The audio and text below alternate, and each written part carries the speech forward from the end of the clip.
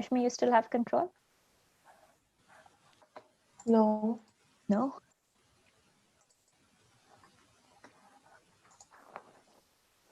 No, I should. Actually, I do have.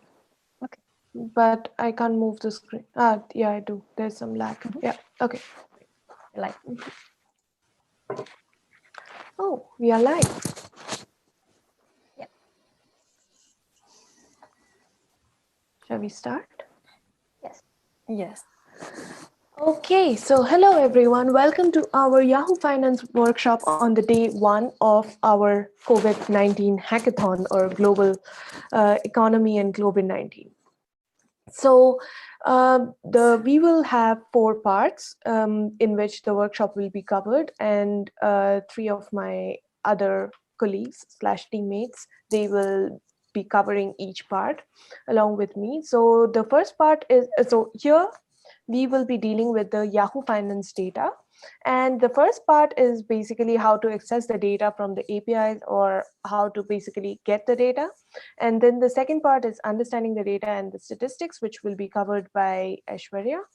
The third part is predicting the future trends of the stock prices using machine learning and the Facebook Profit Library, which will be covered by Patricia. And the last but not the least are the probable problem statements and some inspiration quotes that will be covered by Christina. So yeah, so let's start then. I will cover the first part about how to access the data from Yahoo Finance.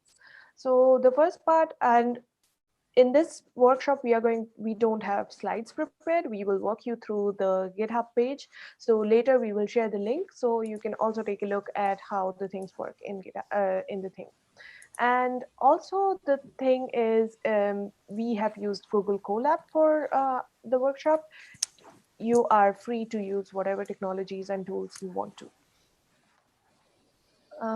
Yeah, so the first part is the normal installation of Profit, Y Finance, that is a Yahoo Finance library, and so on.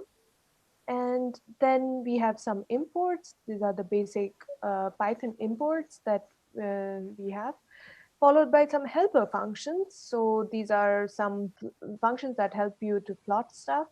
And yeah, so these are like the basic requirements that we have, or the basic things that we set up to help us easily plot the data or visualize the data. And yeah, so now how can we access the data from Yahoo Finance? So there are basically 2 ways you can use to access the data from Yahoo Finance. The first is you're using the Python API. So which is the Y Finance one, and it is shown here. And the second part is basically you can go to their website and then select a time range and then download it. In that case, it will be downloaded as a CSV, and then you can keep it in your data directory and then use maybe pandas or any other libraries like pandas is just a suggestion to load it and use the data. So yeah, and the data looks somewhat like this. So this is the data. So we use 3 data sets for different parts basically. So the first is the gold and the Facebook data, as you can see here, and also the Bitcoin is used. And for the later machine learning part, we use the Lufthansa data. So yeah, you can set the period here, like the history period, fb.history, and how much it is. So here it's 1 month, and in 1 month you have like 23 data points, so you can adjust the thing accordingly. And yeah, that's how the data looks like. You will have a date, an opening, and a closing price, and several other points, which Aishwarya will explain now about how to understand the data and how to make sense of it. So, Aishwarya.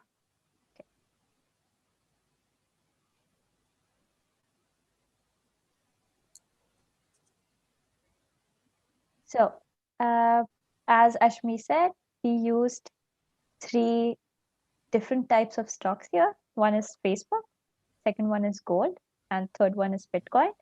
And these also come from the three different categories. The first one is a large cap. The second one is in commodities. The third one is cryptocurrency. And everything for this can be found on Yahoo Finance. And to access the data, you need a special ticker, which is for FB, it's FB. And for the gold, it is GC equals to F. You can also find all the tickers in this reference link. To understand the data, so there are these points on the data or these columns. The first one is date, which is the date on the particular day. The opening point, which means the starting value at which the stock was traded. The high value is the highest amount in that day where the stock was traded. The low is the lowest value at which the stock was traded during that day, and the close is just the value or the value of the last trade. The volume indicates that how much is this stock getting attention or how much trading is happening for this particular stock. Dividends are something that the company pays you. If you have the stock, dividends are something that the company pays you instead of like in addition to the profits. And as you can see, for Bitcoin, there are zero dividends. And for all the examples, there are zero dividends that we have. And we have also plotted the time series for Bitcoin, which looks something like this. So for Bitcoin, I imported maximum amount. So it started from about mid 2015. It was steady. And in 2018, it had a massive increase in the price. And then it declined again. This increase probably most of you have heard when Bitcoin got really famous. How the stock charts are plotted. So there's an example of this stock charts, which looks something like this. This is called the candlestick figure. In this figure, I've plotted for Facebook for the past 1 month. And the green one, the green candlestick indicates that on this day, on this particular day, the stock increased in price. And the red one indicates that on this particular day, it decreased. The maximum is indicated by the thin line and the above the candlestick, above the block, and the minimum is indicated thus. If you want to read more about it, you can just click on this link and it'll show you the standard how the stock charts are plotted usually.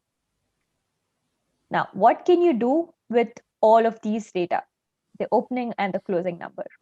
You can calculate the rate of return for each stock. One example can be the return in one particular time slot. So it will just be the time you sell minus the time you buy divided by the time you buy. And you can create an arithmetic average which will be your expected return of this stock, or you can create a geometric average.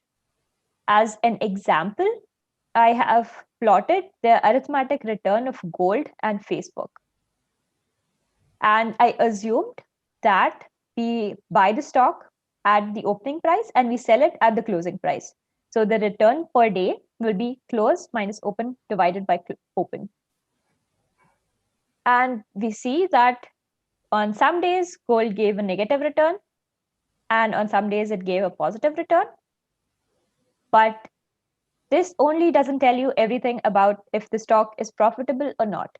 You also have to get the standard deviation. For the standard deviation, you have this formula. You calculate the variance by return per day minus the expected return square into probability that the return will stay. And to just illustrate this example, I have created the standard deviations for gold and Facebook.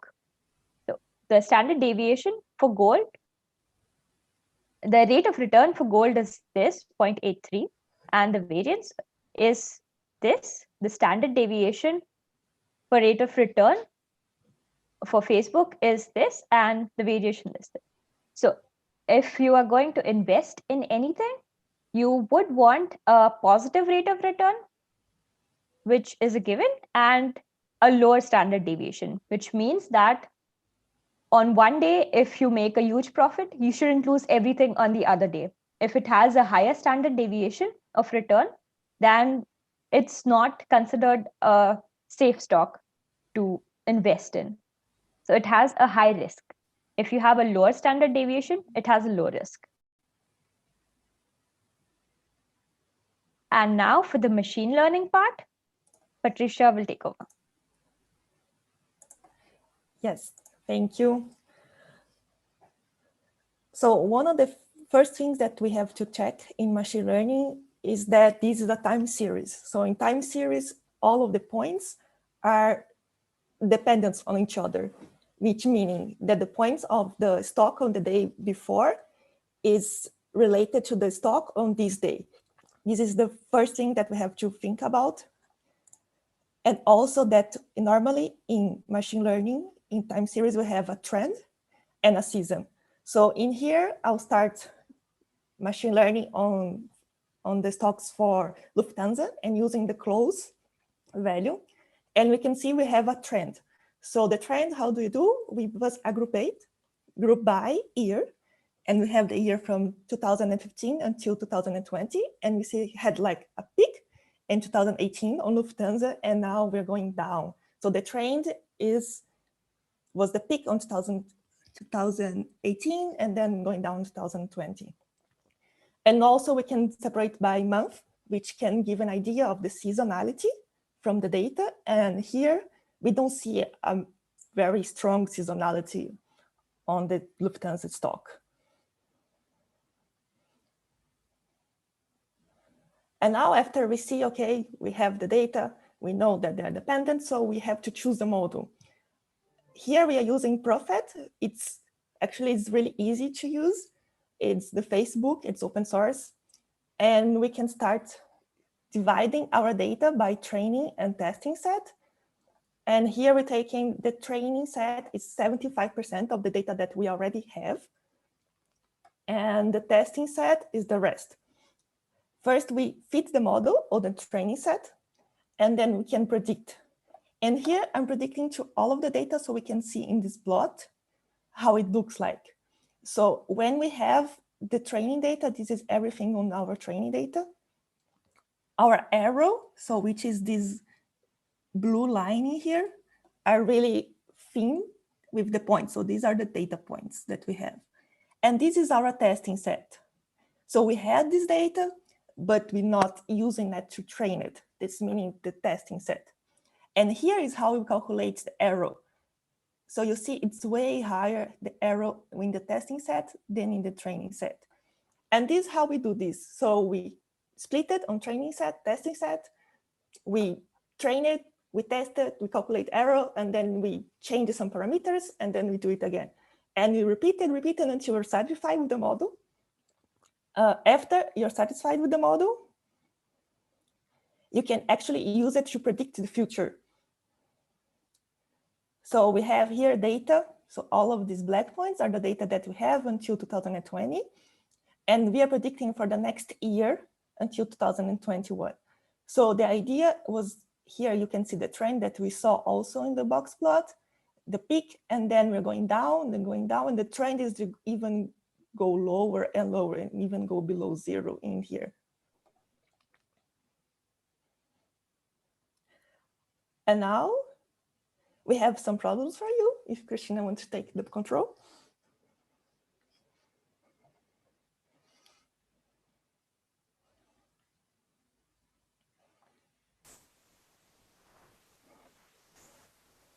Sure. Thank you, girls, for a lovely presentation. I'm trying to share my screen.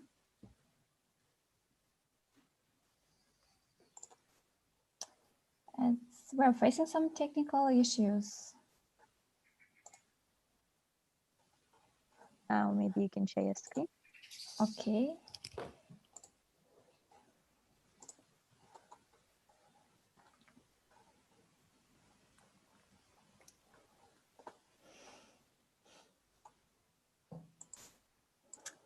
Okay, fine, perfect. So as you all guys notice that we are now facing global travels, events, or social gathering which were suspended, and it's obviously not a winning situation for any type of economy. And however, even during the crisis, there are companies which benefit the most, or at least they get not hit as much as their peers.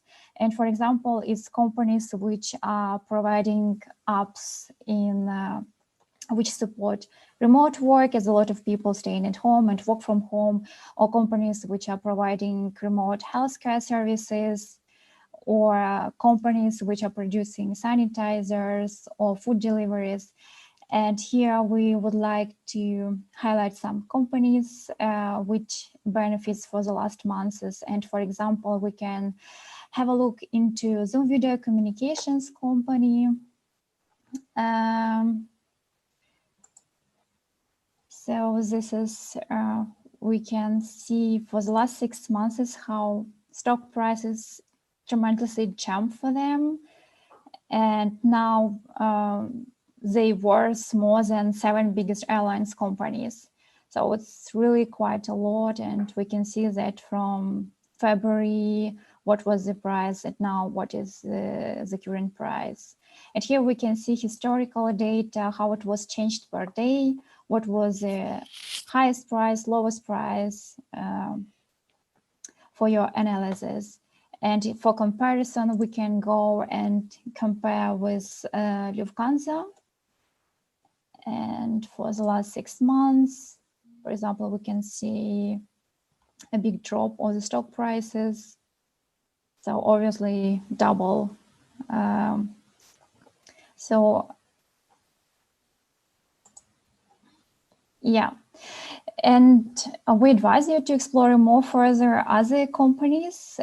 We provided all the reference here, and basically one of the suggestions for a challenge will be to check which company stocks seem to cope with pandemic better or worse, and why. So basically you might need to define, is it depends on the type of products or services companies are provide, or is it because of a work style challenge and people staying more, working more from home?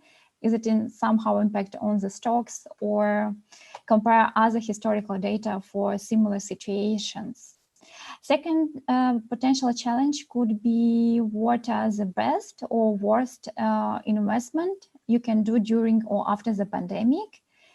And which assumptions you may need to consider, like trends of opening or closing, returns, or standard deviations. And third challenge, it's about predicting returns on their portfolio, both during the pandemic on a long term. So here you can use machine learning, for example. Further, you may find a lot of interesting, helpful tips with references where you can go more in detail regarding key firm characteristics for investments, definitions and formulas. It's super interesting, and I recommend even to check it for other guys who's not in financial track, but even for your personal knowledge. And also it's super interesting to go through the zero cost strategy. So all this information will be available for you. And in case you will have any other follow-up questions, feel free to reach us and we will provide more further explanations and support. And happy coding.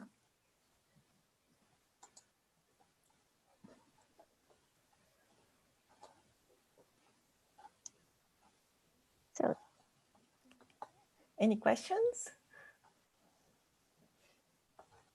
do we have any questions coming?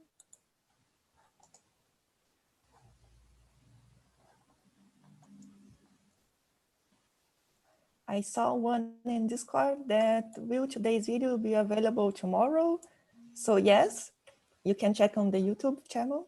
They'll all be available afterwards.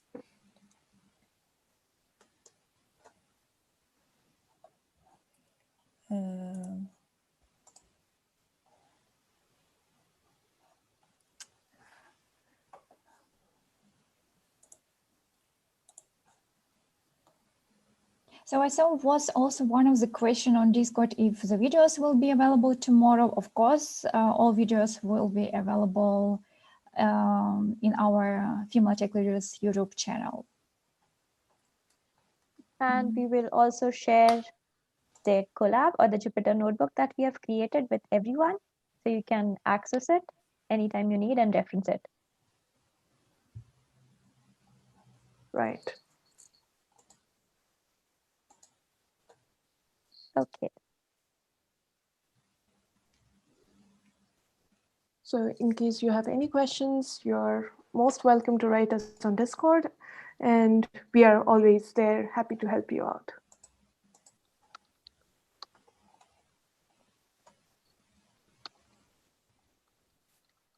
No more questions.